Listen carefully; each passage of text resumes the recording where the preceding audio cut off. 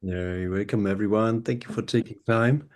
Welcome to Miracle Sundays with Pröhl and Newton. Hey Joshua, good to see you. To see you too, Andreas. We have a new topic for this month of March. Do you want to introduce us for a moment? Yeah, I mean it's quite so big. In fact, the core of our journey, I suppose, the true self. But the idea was important for all of us because there are a lot of conceptual, conceptual entanglement going on around this idea of true self, and so it's very easy for us to immediately jump into big words like God, awareness, truth, and but I guess at some point we'll have to sit and ask ourselves really what's really going on with me and these ideas, are they really coming home Hmm. to me? Am I uh, do I really get this? Or am I escaping into these big conceptual Mhm.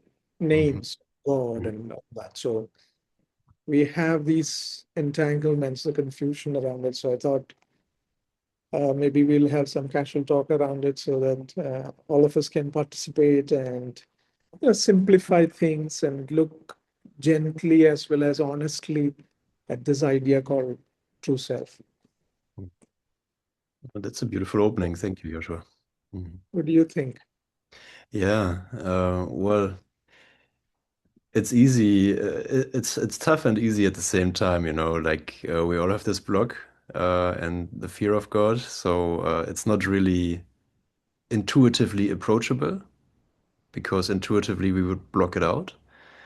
Um, and it seems rude to conceptually accept, we all we all won anyway. Like the bypass around that block, I accept it conceptually that there or as soon as there's a little moment of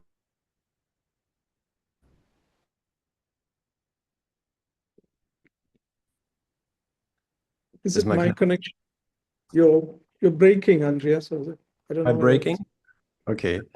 Oh, no. Maybe I'll leave it to you for a moment. I try to get another connection. Yeah, yeah, sure, sure. Okay.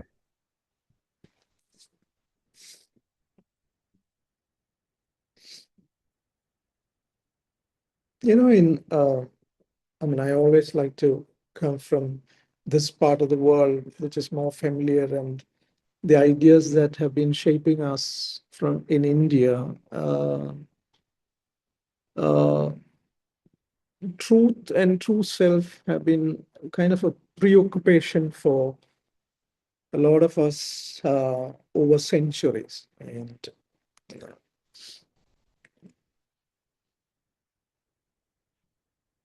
it's very, it's a good topic for a discourse.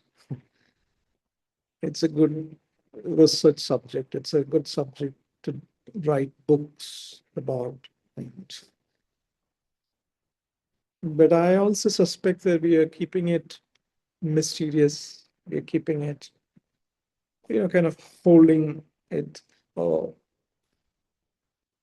kind of hiding. There's some game going on here with us. If you look very closely, um, we would want our daily life to be, intact and based on plans and, Monday through Friday, we want to do the things that we want to do and also dabble with the idea of truth and true self and all that, without really getting into the kernel of it, the core of it. Are we, so I'm going to leave some questions here for all of us. Are we playing a game, subtle game? However much sincere we are, mean, of course, we're all honest in this journey, and we would love to be free of suffering, and it is very authentic wish. We all agree that, but um, are we really running away from a direct experience? That's a question. No theory can give us God. No book can give us God. No religion can. And our history history is always personal history. And my 5,000 years of history of universes, or 10,000 or a million years of history of universe means merely just 56 years for me. So that subjective, within that subjective time, it's am I running away from the real experience of what we call as true self? Uh, I suspect that is a case because there is a concept in India in Vedanta. They call we use a phrase called Shastra Vasana. Shastra means science. Vasana means orientation, kind of a longing, a craving for science. Science, the term, please understand that it does not mean the other physical science we talk about. Science here means science of knowing oneself. Okay. Mhm. Now, Shastra Vasana is an amazing term phrase which I find very insightful, and it cuts through our dishonesty because it says, the idea says, we have this tendency to hide in concepts, this craving for books, the craving for knowledge, craving for books on God, or methods of self-realization and all that. So learning, learning, learning, learning, learning. It goes on. So that, but the real game, hidden game beneath this Shastra Vasana is that we are still refusing to meet ourselves. We are still hiding from the ultimate, the absolute, so that we can play, still go on playing, being spiritual and all that. So this, I think, which is why today's topic is like the topic, because it demands from us a very high level of integrity and introspection and honesty. Otherwise, we'll be talking about some idea here, while we'll be hiding away from that truth. Mhm. And So, what you just explained, Joshua, just to get it clearer in my mind, would that be, is that question, are you experiencing God, or are you just thinking about him? Or what is this science that in the core that you talk about? Is it knowing God? I mean, according to this concept, even A Course in Miracles is a Shastra. Okay. Now, when we have this uh, desire is accepted to some point, but when we keep on, you know, being, say, in our case, let us say that we come across students. I mean, even at some stage, we all do this, that we get addicted to the book or to the concepts or to the ideas of truth, and we get stuck there. Hmm. That's what Shastravasana means. You get stuck uh, in the orientation without making that important step moving ahead. Um, any of us can actually be an interpreter of A Course in Miracles. For example, I'm just saying this as an illustration.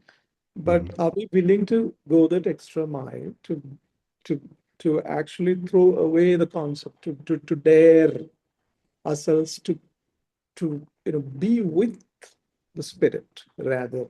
And so, of course, I mean, Shastra or science is a preliminary step. I mean, this is one of the most important steps and one of the most important gifts that we have perceived. But I guess, I mean, we'll come back to course, but the search itself can become a kind of a barrier if we are not Mhm. very aware of what is really going on with this. That's what I meant. Oh, super. I think this is very important to question uh, because all my friends or friendships here are based on a journey and on the Course of Miracles, and the language is based on the language of transformation and forgiveness and the Course of Miracles. So it's a social thing, it's not thing itself. It's just to have something to talk about, to teach, like here I'm teaching the concepts and we're talking about forgiveness. But is it me really guiding into an experience where I might discover that, to my shock, maybe even, that those were just concepts. And and I think these are moments, maybe these are the moments when people say, I want to throw the course into the corner because I realize everything I've learned is basically just concept. It's not the real thing. So it's quite upsetting for that moment and maybe even disencouraging because we might believe I haven't learned anything. This course hasn't helped me at all. Like I'm stuck. I'm stuck in my understanding and my practice. And I find these moments surprisingly refreshing, though. I haven't had one in a while. I just remember certain instance, but all of a sudden I pick up the book again, and it's completely new. Like it speaks to me in a new from a new place. Anyway, um, and I actually thought this would come towards the end of our meeting, but it's coming at the beginning. Okay. Jesus' call, forget this course, forget all your ideas about the world and God, and come with holy empty hands I was, I to was you. holding it for the next step, but then, yeah, Okay, yeah, it is. It's already there. it's already there. Yeah. So, I mean, that's why we find this whole path and journey all the more exciting because this particular, um, let's say, channel or this wisdom has been so humble and that it clears off this confusion in us, and it does not even allow at even a single point. A Course in Miracles, for instance, it does not allow us as students at even a single point to turn this into some kind of holy book or to make it worship. It does not allow itself to be a barrier. So that's where even from the Vedantic point, you have this idea of Shastra Vasana, but why I, progressed, I would like to say progressed from Advaita to A Course in Miracles. This is one of the reasons, wherein Mhm. it completely disallows us to get stuck anywhere. I mean, it nudges us and it asks us to keep on going and, to have that direct contact with the spirit. And I Mhm. mean, that's the best thing one could ask for. So Yeah. we'll get into some nitty-gritty details about meeting the true self and, perhaps have a thought around how exactly to do that and all that later. But Andreas, Yeah. I just want to catch up on what I said when my connection was cutting. But you covered most of it already anyway. Like, we experience ourselves as human beings because we harbor a fear of God and harbor a fear of oneness. And so it's not easy to, or it doesn't feel natural to be that honest, to be so honest to say, I'm afraid of God, because we don't know what that actually means. Like, what is that? Like, where is that fear? Like, where do I have to dig? And so uh, we take a shortcut and say, well, everything's one, right? So we're one. tick that off, and it's all good. It's I all good. learned what I had And to learn. uh, Now I know. no. And Yeah, it doesn't really solve the problem, nor will, the nudge go away. The nudge will keep on nudging, as you explained and expressed perfectly. There's more. There's more. Like don't settle for your conceptual understanding that we all one. But to listen and to become honest and say, I have no clue what that means. And to be honest, I don't experience it now. Like, I don't even have to tell anyone if I'm ashamed of that. I can just be honest with myself, like it always struck me in spiritual circles, like in a positive way, when there were teachers standing there saying, I have no clue what God is. I was like, oh my God, they are admitting they don't know what God is. That there was such a relief because I thought I had to know, as a proper yeah, student of a course in miracles, you need to know what God is.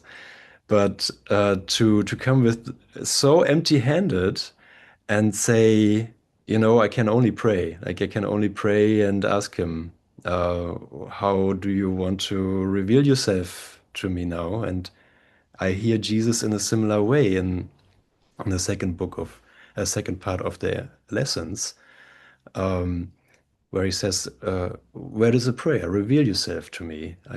I don't know who you are in perception. As long as I perceive, as long as I am aware, I do not know you in knowledge and revelation, because even, you know, consciousness is a level of separation. So there needs to be some mechanism or some help within me that can show God to me in whatever way. Maybe within the realm of consciousness, within the realm of perception as a nice reflection, or like something that speaks to me and is meaningful to me. But I certainly wouldn't have a clue how that works. Um, yeah.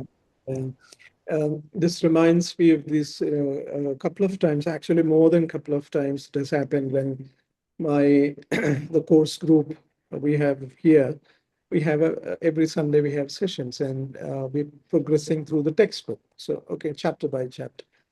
So every time this word creation comes up, one or two student friends of mine, they keep asking like, Josh, what is creation?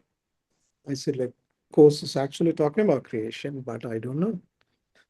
I'm I'm in no position to understand creation. That's and you better allow that perplexity to be with you uh, till till it is cleared off by the one who knows the answer. Yeah. Rather than trying to figure out what it is and all that. You'll reach nowhere looking at, or maybe at the worst you will reach in some concepts, and then that's a dead end. Yeah. So again, true self is also, I think, a loaded uh, word. I mean, we have to use words as symbols, but the Andreas, the multi-billion trillion dollar question is that, okay, how do we actually meet this fellow, this chap? I think the easy answer is lesson 95 in A Course in Uh, Miracles, because it's about oneself. I'm oneself united with my lesson, creator. did you say 95. 90? Mhm. And also a reason why I like and stick with the Course in Miracles, because he's so clear about those. First of all, we have exercises. Which teaching is out there that has like for every day an exercise, which it's great that we have one. But also to say, your part, Jesus explains, is only to apply these ideas. The effects will come when you apply. So I don't have to care for the effects, so to say, or how he wants to speak to me.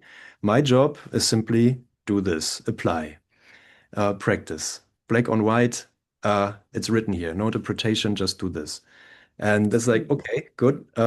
So there's not much from my side that I have to do, but I have to do that. And um, so I will I will listen to that, even though it feels really strange in a way, to again and again to actually commit myself to a lesson for the moment and say, it's okay that I do not know, but in that moment where I'm committing to this lesson, I can feel he starts working with me in a way that I do not understand, but I can say, okay, I stick with you. I stick with you. Okay. Mm, Mhm. okay.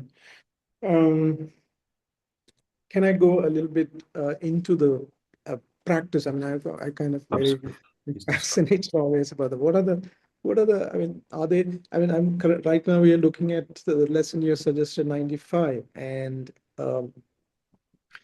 okay, I mean, if we try to pull this apart, it says the second line says that you're one within yourself and one with him. Okay, I read that line and I intellectually understand it, but I don't know what it means, and I don't know how to go about this. Keeping in mind what you your guidance is absolutely I mean, helpful because you just go with the workbook and do the lessons and you go ahead. But uh, coming into the nitty gritty, the steps that when we look at this lesson, I don't get this. You are one within yourself and one with him. Okay, but what I get is second paragraph, those lines. You see yourself as a ridiculous parody on God's creation, weak, vicious, ugly, and sinful, miserable, and beset with pain. Now that I get, Mhm. I understand this. Mhm. So, Andres, what this whole crux of what my thought going around today's topic is that we need to take a very close look at ourselves first, this little pitiable, miserable self first, because paragraph 4 says, you have seen the extent of your lack of mental discipline. Please remember, we are talking still about, we're trying to get to the true self. So you have seen the extent of your lack of mental discipline and of your need for mind training. So I mean, workbook lessons come, of course, fall under this as mind training. It is necessary that you be aware of this, for it is indeed a hindrance to your advance. So, okay, fine. We progress. Mind training. Okay. Mind training. And that's when I think we come to this idea of neighbor, or what Course calls as brother. So, from certain particular workbook lessons, which maybe I can read them out, three particular lessons, we're told that uh, our true self is hidden from us by our thoughts. So we need to do a good amount of peeling away of layers, which is where this mind training and lack of discipline comes in. So Mhm. this is why in the beginning I said, like, are we happy with the idea of God and, hiding in the concept of true self and truth? We've been listening to a lot of non-dual and Advaita and course teachings, talks, lectures, but are we really doing this field work? Are we really aware of our lack of discipline and mind training when we really need to look at our neighbor first? That is where course becomes a totally radical path wherein it says that you cannot know your true self without you knowing your neighbor, I mean, your Right. brother. That's beautiful, Joshua. That's Mhm. I mean, That's okay. You go. yeah, but while I'm having all these, I'm holding close to my chest all these ideas about how my life should unfold, how my neighbors should behave, how my son, daughter, wife, husband, relatives, boss's job, everything should shape up the way that I prefer. Then we are far away from this whole peeling work. Then we are nowhere near finding a true self. So this, uh, which is why course I guess says that you have to detach from this your idea of the world itself, because it is plain revenge. The form is a revenge against God. So can we have both at once? To have my little self intact and to know my true self on Sundays and perhaps on second Saturdays. Is that the idea? Monday through Friday, I'll have my little self, and Saturday, Sunday, I can have true self. I think we're playing with ourselves. So I may be coming as a little bit sharp here, but uh, pardon me, but we need to cut No, through our dishonesty. Yeah. the saltiness is very much appreciated. Um, Yeah. and exactly what you mentioned is like these are good entry points to open up for the true self. Like the second paragraph that you read, and how do I see my neighbor? Do I know my neighbor? When I become honest, and I can say, yeah, I do identify with those things. I do identify with the viciousness. I do identify with the weakness and things like that. So this is what he's calling out, not to make me feel bad, but to make me become honest and say, yeah, I believe in that which is not true. I believe that to be. I believe that's me. He's talking about me. Okay, so this is what is being undone. Basically, all my idea about myself, he wants to undo and replace with the truth, which I don't know. But I'm invited to let ideas of viciousness, of hate against my brother, of my plan about my trajectory in space and time, and the trajectory of my neighbor, to let that go and to enter into something that wants to speak of itself, basically, like it needs to speak of itself because I don't know what that is. I don't know what myself is. So I find the idea helpful that there is okay, it takes my part. I'm reaching out, but there's also another hand reaching to me that I do not Yeah. see, and it wants to collaborate with me. It's calling me to collaborate. So I undo my little ideas with that help, and trust that this unseen guidance uh, will show me the steps internally to lead me into a new experience. And might not look like a new experience right from the start. It might look like nothing is happening. I feel miserable. I feel painful. I feel vicious. I have plans for the future. I mind wander. So I don't see any progress there.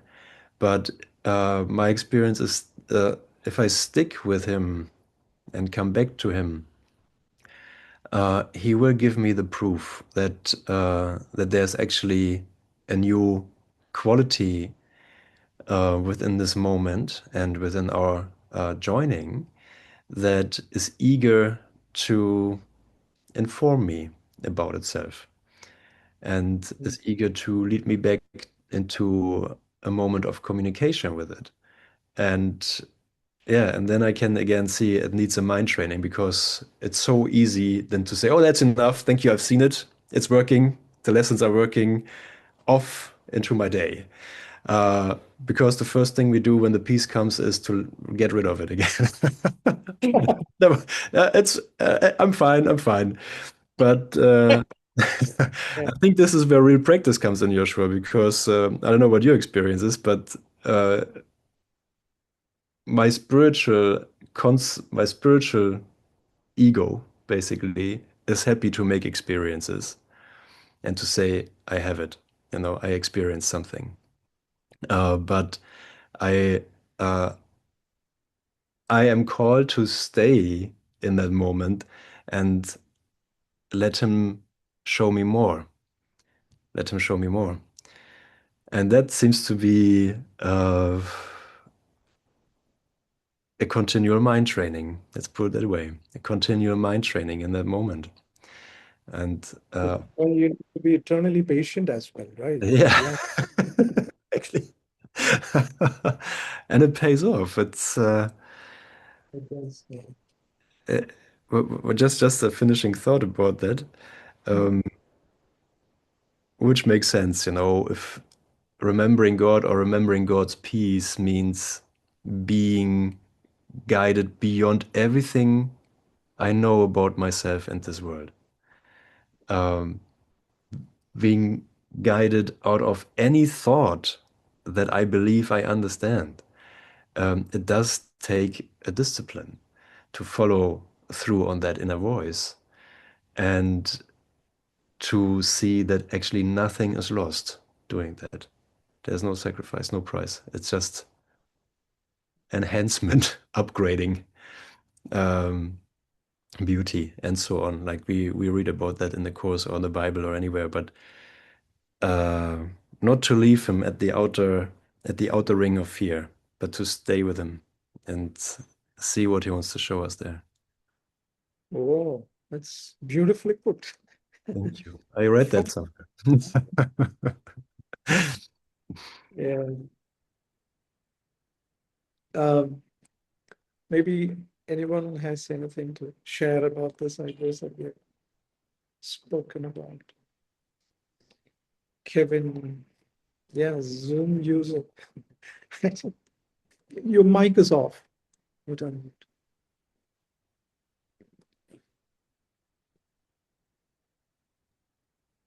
Can Bottom I left. share Oh, something? you Yeah. have to unmute. She's still in mute. Bottom left. The bottom left. No? Or top. And Uh, she's using a phone, so okay. That's the camera. sometimes, Right next to that button where you turned off the camera. There should be the mic. yeah. Ah, oh no.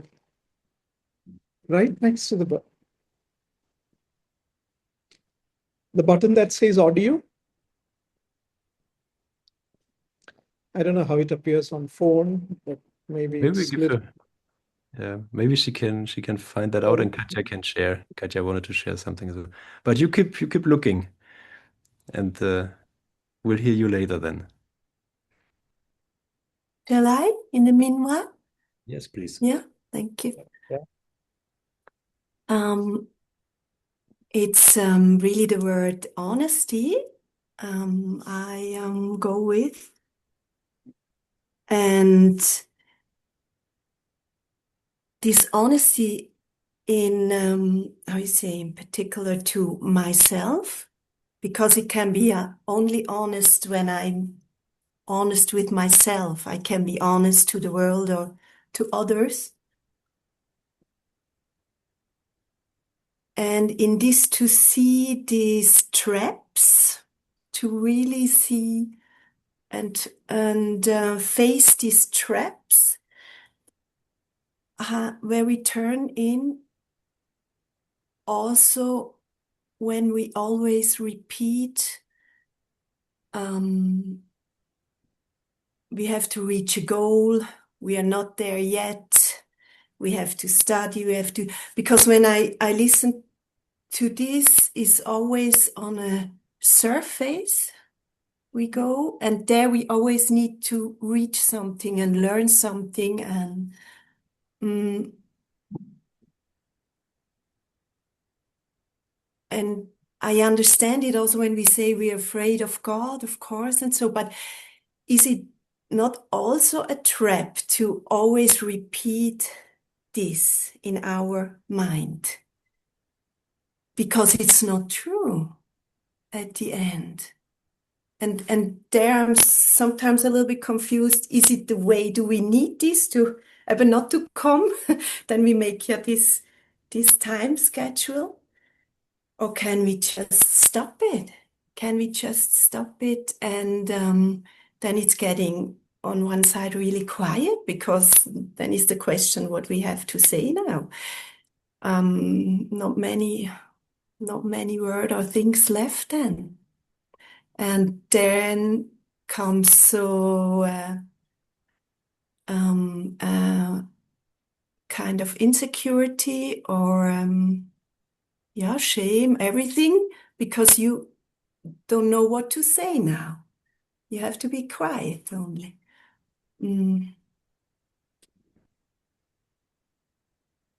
Okay. Yeah.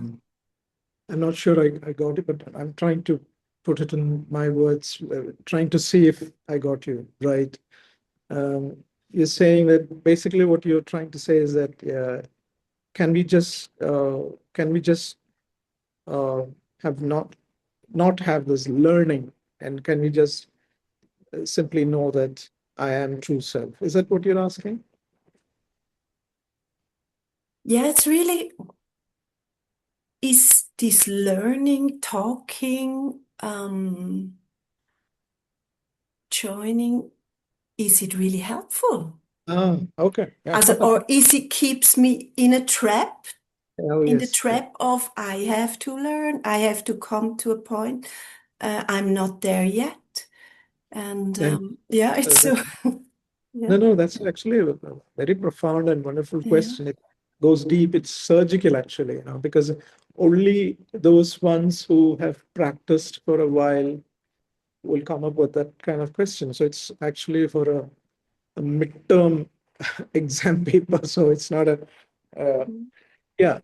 See, if you look through, I think maybe I can invite, and Andreas will be uh, sharing more about this. But what I've felt about this is that um, if we look around among the seekers who'd want to know the true self, interestingly, we have found that some have opened their minds completely, totally at the age of 6, like Shankaracharya, Ramana Maharshi, 14. Jesus, we're not historically sure, but we from New Testament, we know that even at the age of 12, he was kind of, he called Father, Father, and, I'd be at the house of Father and all that. So he was very evolved at that age. But look at me, I'm 56. I need the learning. So when the same question was put to Ramana Maharshi, if I may come from that direction, is it like he answered like course answers, that we're all on, each of us is on different levels.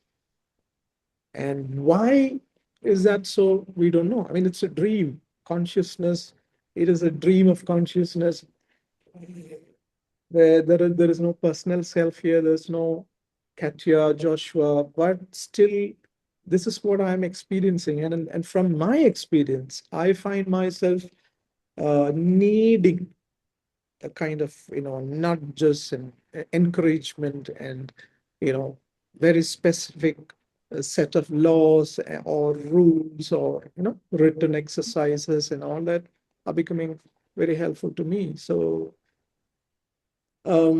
Course at one point says that there is teaching for all of us here, not just Course.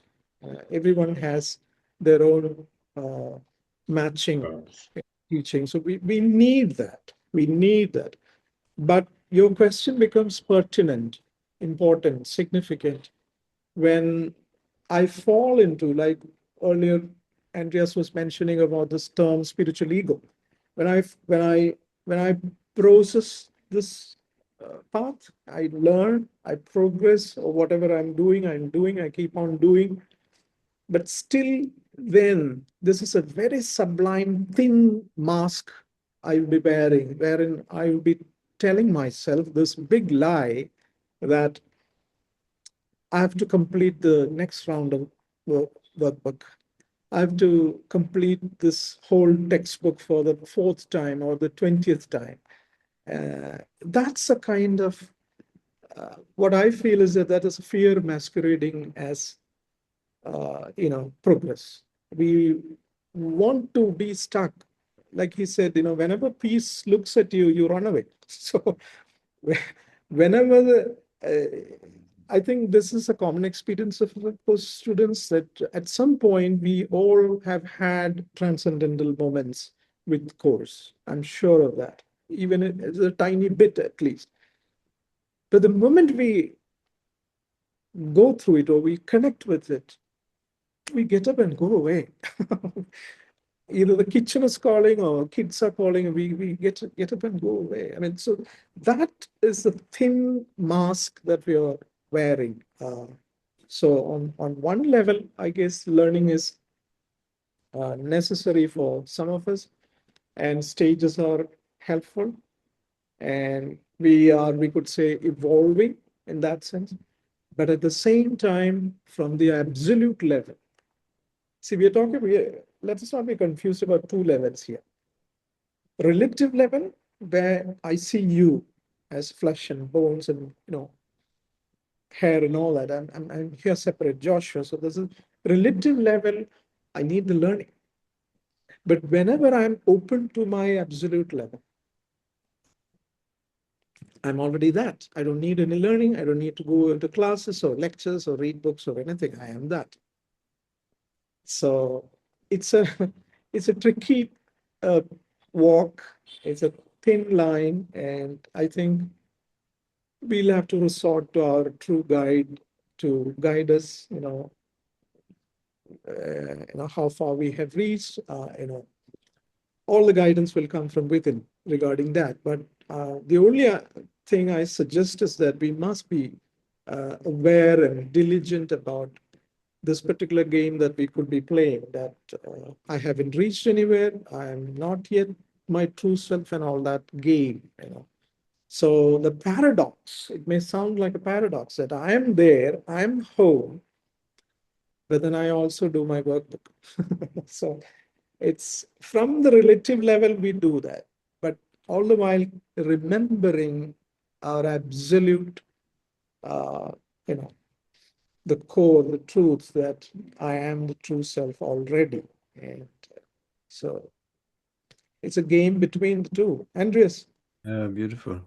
Yeah, that's a good, it's a very comprehensive map that you put out there. Thank you for the question, Katja. It's important to look at these things because while we were exploring that, I was asking myself, what is the spiritual ego? Or what is that thing not there yet? And in a way, it's the idea of guilt. Like I'm still guilty. I still feel guilty. Or I still compare. I have ideas how it should be and how it is not now. And I think bottom line is God's plan for salvation will work. So no matter how well or bad or misunderstand or confuse the teachings or misuse the teachings for myself, his plan will work. So this always, gets me out of any ponderings. Where am I? How should it be? How should I be? Am I there yet? Can I mess this up? Or have I messed it up? I was there, but then I messed it up because I might have to learn more. So, God's plan for salvation will work. Thank you very much. Um, and when I look into the development of trust, and he talks about those stages where the teacher of God now has to accept that he hasn't come as far as he thought he was. That always applies to me. And now the teacher has to learn something that might take a very long time, which is to relinquish all judgment. And it doesn't really matter where I am on my journey. Like remembering, I remember dropping the judgment means I have to do nothing. And this is what the um, what the spiritual ego can't do. It will always tell me that I have to do something, or it will tell me an interpretation of I need do nothing. But if I honestly come into this moment and remember I need to do nothing and become loyal to that idea for an instant, I realize that all my conceptual building of what needs to be done, should it be, how could it be, am I there yet, drops. And it opens up a new quality of an answer presently. And that's where my refuge really is, because I have many ideas. I can come up with many ideas what what needs to be done, how things could look like. We were at Mother Mera yesterday in Frankfurt. They call her a saint, or like the manifestation of the Divine Mother. And there is a guy who devoted himself fully to her work, and he said, there's nothing else I want to do in this life or in any other life than just to do Mother Mera's work. And I thought, how great for him that he found something finally. And I could see how I started to formulate within me another plan for my salvation. I want also to find something that I can fully commit to, but it's my own plan for salvation. And that won't work. He will always call me into this moment and say, I have saved time for you. So yes, right. Like any idea that something needs to happen, I still need to progress in time, uh, is a hindrance, and it covers that I need do nothing. I'm actually really spoken to right now, and I like those moments because they open up new qualities, new rooms within us to explore. Someone is leaving. Have a good day. Be blessed. Mhm. She said she'll be leaving.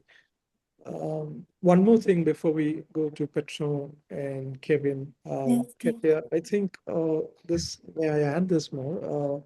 When we really become humble, and I mean truly humble, and open ourselves up to take me where you want me to be. Mhm. Uh, our experience, my experience at least, is that you're given the next clue at the right time without even you planning it for it or anything. So I'm talking in terms of learning. So if at all I need to work on my forgiveness, something is actually offered. And the trick is that whether we recognize it as an opportunity or we fall for it. So you either find yourself or lose yourself. But it is always given. I think we're not trusting enough in this whole, God's plan, because we don't see the big picture here. We're seeing only the tiny roads our mind thinks it's taking. So if we trust, moment after moment, I mean, at least day after day, and willingly surrender to this, okay, take me where you want. I think Jose said, just say this. I think it's in our text. It says that, Lord, here I am. And, you Mm. know, simply be there. I think that itself is enough without making any calculation about whether my learning is enough or have I progressed enough or am I that now? I think we have to let go of all the theological calculations and measurements, and we are already in the safe hands. Yes, thank you. Yeah. Yeah. Yeah, that's what I mean. It's not to realize that these are also traps or turnings, these thoughts. Is there a way I am enough or whatever this I make progress at the end is really the honest thing is really that I am here. I'm just here and don't know anything. Yeah. Or for me, that's the most honest thing we can speak out, maybe. I don't know. Yeah. That's what I mean. It's not a lot left more, also words and Yes. Yes. yeah. That's the most beautiful answer you can find. Now I think the answer has come through you. Beautiful. Yeah. Yeah, yeah. Thank you. Okay. I think Thank you Andreas, very much. yeah, Uh, thank you. yeah, Thank thank you. you. Zoom user, I just sent you a request to open your mic. Maybe that. Yes, that's it. I think Oh, she's, oh, my name is Anthea. I don't know how to chat, but I'll find out next week. Yeah. Yeah, for me, like you said, Andreas, is staying in the present, and that's the thing we have to do. But I'm finding more and more that giving the day over to Jesus, for me, it is Jesus. I really feel a connection with Jesus. And so to let go of the day itself and what's going to happen in the day and in the morning, just give it all to Him. And then, of course, I find during the day I don't like what's happening. Um, but when I do forgive it, there are wonderful miracles, there are wonderful changes in perception. And I think we need lots of those to give us confidence that we are held. We are we are held in this shining light of God. I really feel that. Yeah. Thank yeah, you. truly. Andreas, may I add something which it's kind of yesterday, I'm in Hyderabad, I told you. I use a phone that the carrier from Kerala, another state. So we have a very wonky data plan here. So I was having an overseas call. One of my students was calling, and so every 30 seconds a call uh, dropped. Okay, and it was really frustrating in the beginning. I'm actually taking off from what Anthea was mentioning about the change in perception, how we need all those proofs as evidences. And so what happened was that, okay, I finally said, okay, I'm going to stop walking, I'm going to find some place. And then I saw a park over there. I mean, I'm stranger to these parts, but I kept on walking. I came to a park. I sat there, and still this call was dropping. So it's like 10 seconds, we won't be able to even complete a sentence. We both are of course, course students. So we immediately something struck us, both of us at once together. That's the miracle I'm talking. She said, "Hey, Josh, why don't we keep quiet when the call drops?" I Ah, immediately jumped and said, why don't we sit in holy instant when the call drops and take it from there whenever the call gets connected. So you can imagine like 10 seconds, sentence broken mid sentences. We would stop like Helen used to hear the voice, mid sentence, it was broken. We'd stop talking, sit in, joy of that microseconds, and the connection comes wow. back. We would join again. I'm telling you, Mm, that phone call was one of the amazing phone calls I've ever had. We spoke for mm, almost 1.5 hours over WhatsApp call. And you can imagine how many times the call must have gotten dropped. But we laughed.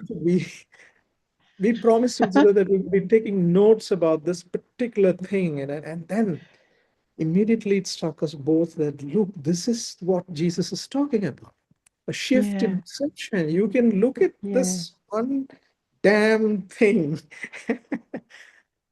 and make something else out of it. You can determine to see differently, and that's how mm, it all mm. changes. The experience changes immediately. How beautiful. How beautiful. I can just imagine that. Yeah. Like it's Thank you not for even us bringing. coming forward like that, is it? It's it's Yeah, us receiving it. Like if we're in the receiving, it's not us doing anything. It's us all the receiving. Yeah. willing Thank to share. you. That was a Share. gorgeous story. Thank you. Yeah, thank you. Well, that's true self. I think I met my true self in the park yesterday. So here, Mm, mm, Andreas.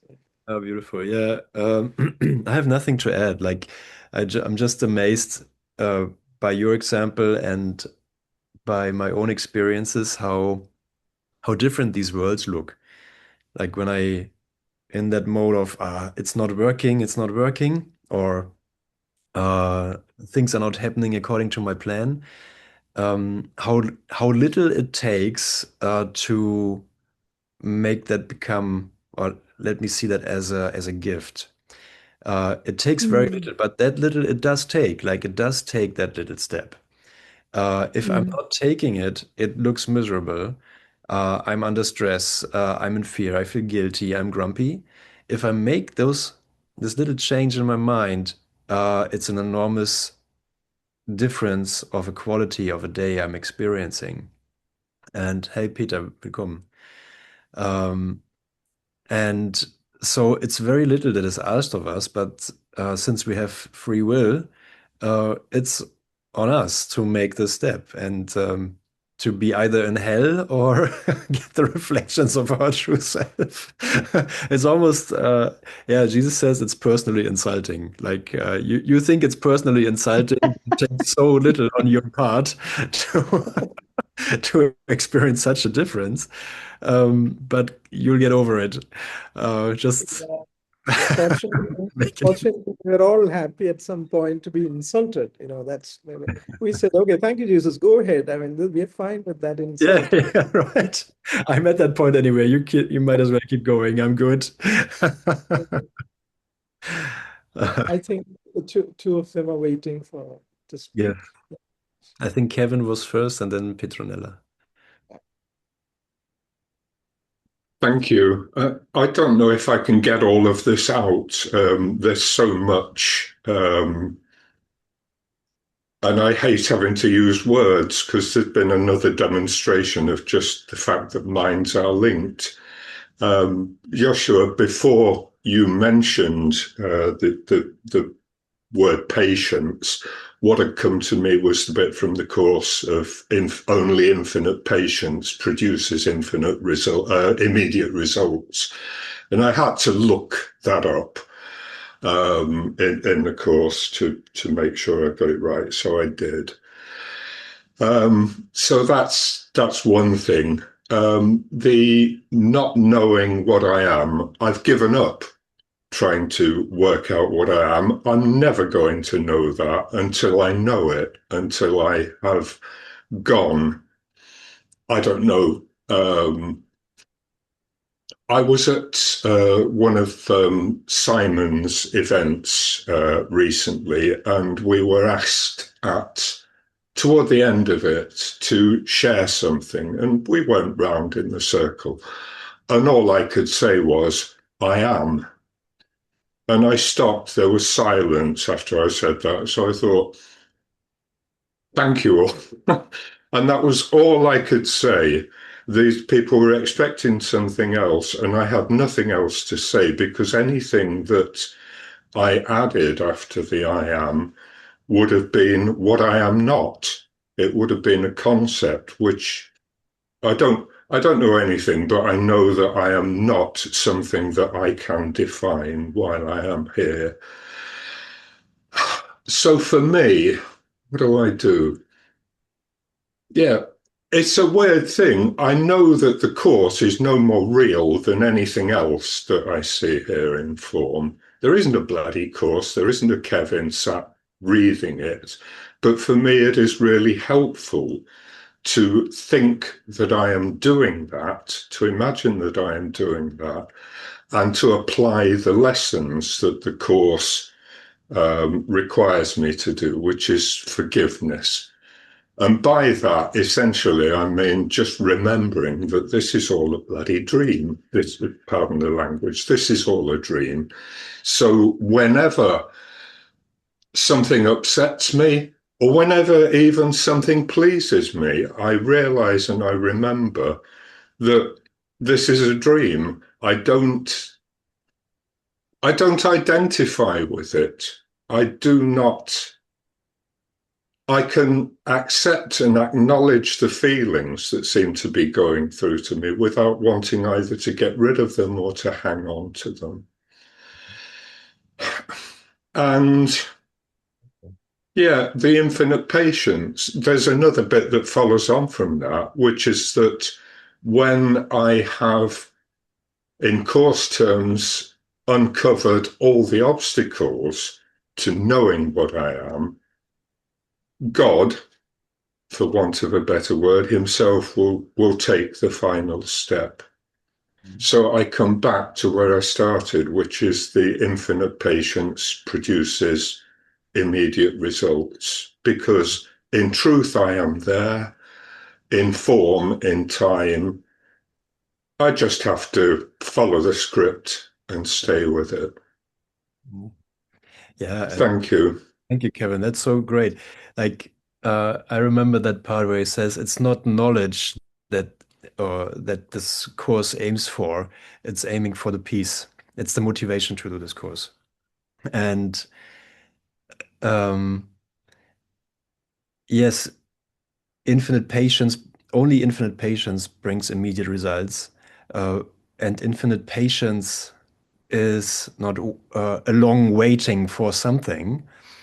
Infinite patience is only now, and that brings immediate results because it carries me all through my ideas of what needs to happen, how should it be, what should I already recognize as my true self, and carries me through all those ideas of not enough, basically, or something more to add, or someday God will do his final step. What I am looking for is here, and it may not be full revelation. It may be a quality of experiencing myself where I feel I am good. Oh my God, I'm actually good. Grace comes in the right measure. Infinite patience brings an immediate result that satisfies me fully now, wherever I am on that journey, wherever I am in the curriculum, and it's just right. It's just right. There's nothing more to add to that. Of course, we will continue our journey in time. We'll learn more. We'll forgive more. At one point in time, God will do His final step, and so on. But I don't even. It's not even of concern of me in the moment because the thing that fulfills me is present, and that's huge. It says a quiet mind, a peaceful mind is not a little gift. So don't worry about revelation; it'll come. But make sure you remember God's peace.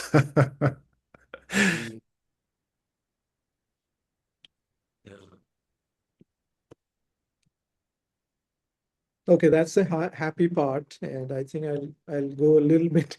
I'd rather dig some little dirty part as well here, because we have to do some, clearing of darkness as well. Because coming back to the, oh, by the way, Petronella is waiting. Yeah.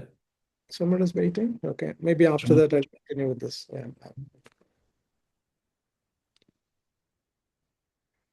Patrick, Hi. yeah. Yeah, sorry. I just to say it's actually Kirsty. Petronella's my tarot reader name, and it's come up as Petronella for some reason. Do you mind turning on your camera so we can see you for a moment? Oh, sorry. I'm still in my pajamas. Sorry. I don't really want to do that at the moment. Sorry, you have to forgive me.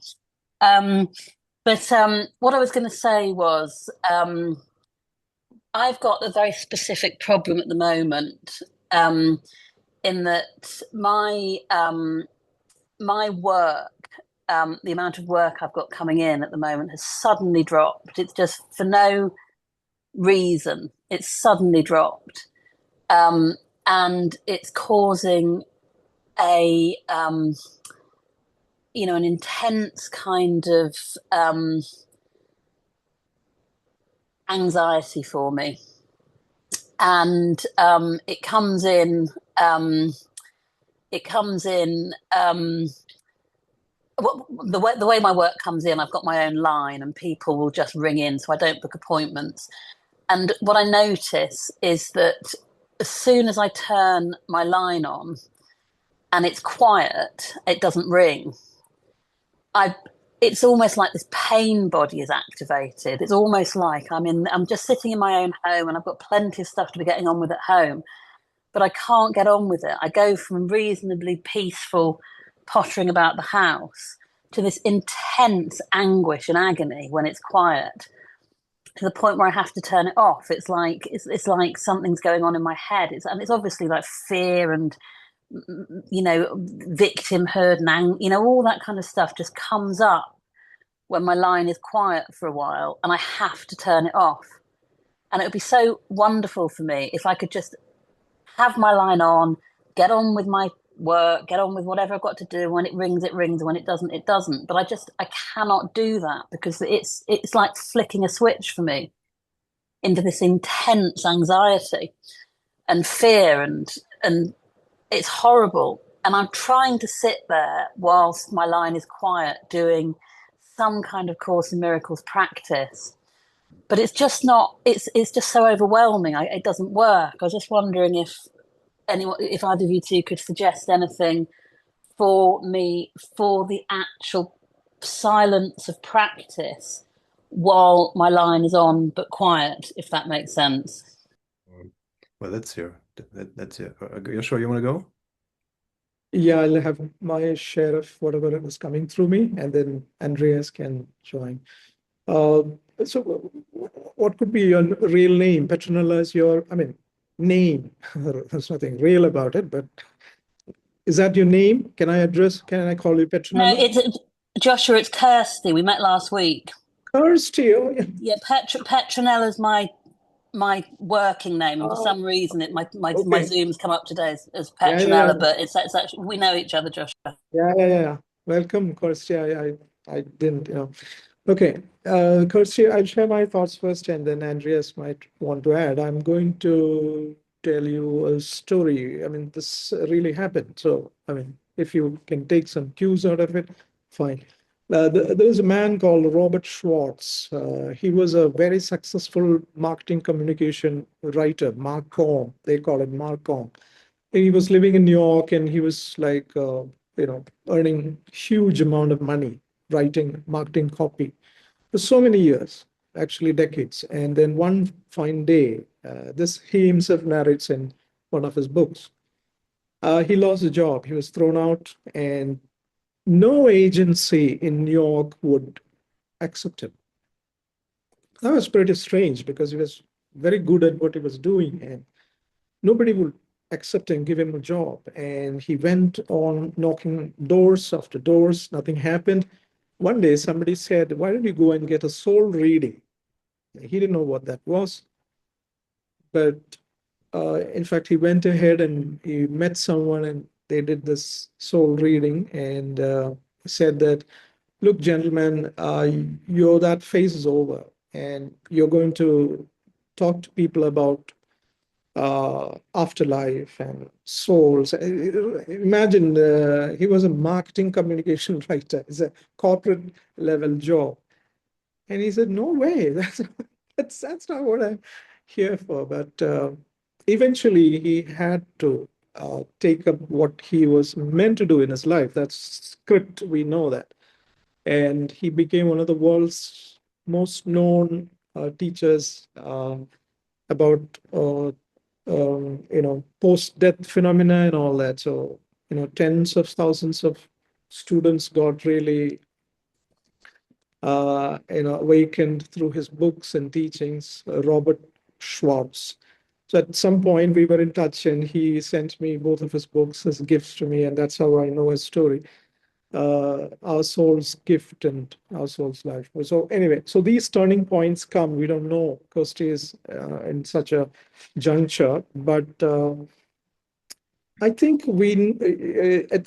most of us have been caught at this this dilemma we have all experienced at some point. And here, as you're very familiar and you have been practicing student of course, I think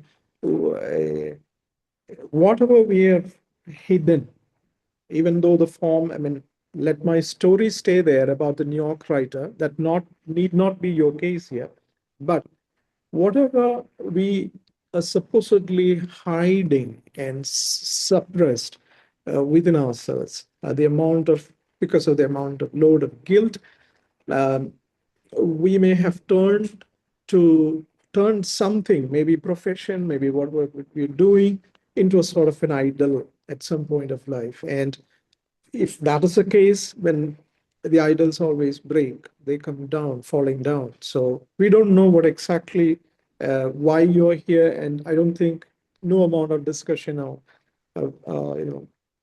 talking with humans will solve that issue for you. But one thing that where does that leave us is that the most important, one of the most encouraging teachings in the course is this one line that I'm sustained by the love of God. So even though we wouldn't want to come to that space, sometimes inevitably we are brought to that space wherein we don't find any other, temporary props of the world helping us anymore. But at some point, this complete letting go has to happen. Again, I don't know whether you're at that point, but these are the general thoughts that are coming up for me and for you. Have Are you willing to, despite all the threatening feelings and the fears that are staring at you, are you willing to just allow a few days, at a stretch, perhaps 7 days or 14 days, that when you decide that I'm not going to let this take over my peace, and I'm going to trust the voice that told me that I will be sustained by the love of God and everything will be taken care of, even if my phone line is on and no one is calling. That does not mean anything. Something else is going on here. I've been taught something. It could be appearing as a hard lesson here, but I'm sure that something will turn up at the end of this dark tunnel. So, I mean, these are the thoughts I feel like sharing. Right? I don't know whether they're helpful. Thank you, sure. I think we all have experiences with money and like money not being there, quote unquote. And a friend of mine has been helpful with that often when I've been in this point. And I told her once, okay, I've got enough money for 2 more weeks, and then I have absolutely no clue how my life will go on. And she said, "Of course, you've got money for 2 more weeks, then don't think about money for 2 more weeks." And I'm like, oh, that's helpful. That's very practical. And of course, after 2 weeks, I didn't even know that I had a financial problem. But you mentioned lesson 50, and I just read that to my partner a day ago or two. I'm sustained by the love of God. Here's the answer to every problem that will confront you today and tomorrow and throughout time. Here's the answer to every problem that will confront you today and tomorrow and throughout time. In this world, you believe you're sustained by everything but God. Your faith is placed in the most trivial and insane symbols: pills, money, protective clothing, influence, prestige, being liked, knowing the right people, and an endless list of forms of nothingness that you endow with magical powers. All these things are your replacements for the love of God. All these things are cherished to ensure a body identification. They are songs of praise to the ego. Do not put your faith in the worthless. It will not sustain you. And one more paragraph, dear ones. Only the love of God will protect you in all circumstances. Only the love of God will protect you in all circumstances. It will lift you out of every trial and raise you high above all the perceived dangers of this world into a climate of perfect peace and safety. It will transport you into a state of mind that nothing can threaten, nothing can disturb, and where nothing can intrude upon the eternal calm of the Son of God, which you are, which I am. And, there may be this idea, I'm not in that peace, therefore I cannot practice this lesson. This lesson is meant for a mind that is not at peace. So, if there's one thing that you want to cling on to that. Like, just cling on to that thought and repeat it. Like, it doesn't matter like how long it needs or how long you have to repeat it, but I'm sure that sooner or later it will show its effects. And that's what a mind training is, and we won't come around that. Like that's a mind training is necessary, and it does need an application of our an allotting of our time. And it won't be in vain. It won't be, uh, useless or whatever. It will show that it's actually working, and uh, that's yeah. It's only up to all of us, like to actually do that, and you'll be fine, Kirsty. You'll always be fine. Thanks, Andreas. So that one thought is that I'm sustained by the love of God, would you say? That's the one thought. Yeah. That's lovely. Thank you both. That's wonderful. Thank you. Hang on to that. You'll be good. You'll be fine. Yeah, and I always find it a good idea just to look back, like how many doubts and worries did we have, how many problems did we have throughout our years and decades, and how many of them are meaningful now. Like obviously we've been carried through them, and nothing really happened. We've been sustained. We've come that far. We keep on going further. Yeah. But it's Andreas, I mean, this is good, but taking off from there, it's a matter of this. I think that shift, even if it's slight, that shift in perception has to happen to have a conviction in this. However, otherwise it remains as a textual idea. So one of one of the ways that we could practice this is that take up a small little issue that which is not really life threatening or do or die stuff, and you just pick it and apply this thought, and you'll see that how easily that you have transcended. Sometimes you even forget that you have had that problem. So apply the thought on lighter issues, and then when bigger issues come, you'll be ready for that to apply and to get results actually. Uh, uh, but it's very hard for the ego to accept that I have no role in this. Because I know I've been in Kirsty's place so many times in life that I still sometimes find myself there. Uh, but every time, without fail, without my operational, left brain ideas, the things get taken care of. And I'm still insulted, okay? I don't like the idea that things are being taken care of without my role in it. Which is why I refuse to accept this teaching that I'm actually, truly sustained by the love of God. I don't want to accept that. So that's how we find out. So this, I want to have a say in this. Yeah. I mean, that's the ego part, obviously. I mean, that's the Joshua part. Oh, why? I mean, so what does it mean? Who am I then? I mean, what is my role in it? Come on, that's not possible. Yeah, it's a great reversal. Yeah. Yeah, thank you. Thank you. I love those moments though, because it just shows how different the function is that he has given us, opposed to what we believe our function to be. And like as soon as we start like putting our toes into the waters of A Course in Miracles, we see that he starts to question everything. And like starting with lesson number one, right? Nothing I see means everything, anything.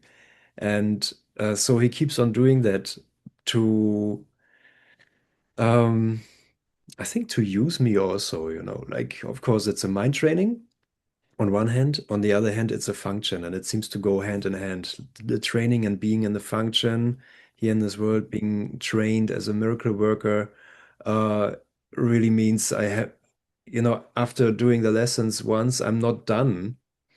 After doing the lessons once, he wants to use me more, and he wants to be in my life more because it's good for me. And of course, uh, I think there's a mindset developing within us how to deal with the hindrances because that's the job. Purification is necessary before miracles happen. So have we'll continually be dealing with blind spots and hindrances that arise. But we're also learning that those are not measures for failure or measures of being left alone or this is not working, but rather earlier idea that comes earlier to our mind that, oh my God, I think I'm onto something. I'm in a resistance. I'm afraid. I think I have to hold stuff together. Let me go back to the teaching. Let me go back to this present moment and to infinite patience and ask for his guidance because I don't know. And that's beautiful. For the ego, I don't think it will ever really become comfortable for the ego. It would probably probably still be a nightmare. all the time. Nothing to say, but uh, yeah, we're in good hands. We'll progress. We'll keep on going with this. Again, continue. I mean, before we end the session, there's something like it is again. I mean, if you look closely at it, it is an idea of separate interests going on there. Like, I have a problem to solve, and I'm going to create a separate solution, a solution that is separated from the spirit solution. Let me have a private solution to this. Until and unless I apply that private solution, I'm not, satisfied. So I look for, so the game actually what goes on, I think, Andreas, is that, I'm simply maintaining the separation here. That's all.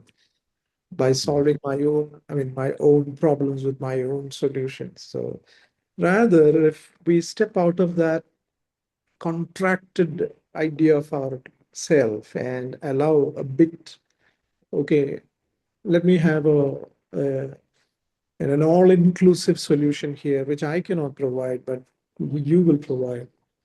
By the way, you said you said a beautiful line that he's saying that I want to be in your life more and more. That's beautiful. Yeah. Only thing is that when will we accept that idea? When will we open ourselves to that plea? Love is knocking on our doors, and are we willing to open the doors? The true self is waiting outside our door. Right. All right. Okay. Okay. Oh, thank you, everyone. Thank you, Joshua. Thank you. Yeah. Yeah. So we never Thank know where this leads us, right? Like we start off and we have a certain topic, meeting our true self, and it comes through our collaboration here. Like, if no matter if you say something or just listen, it's a collaborative venture.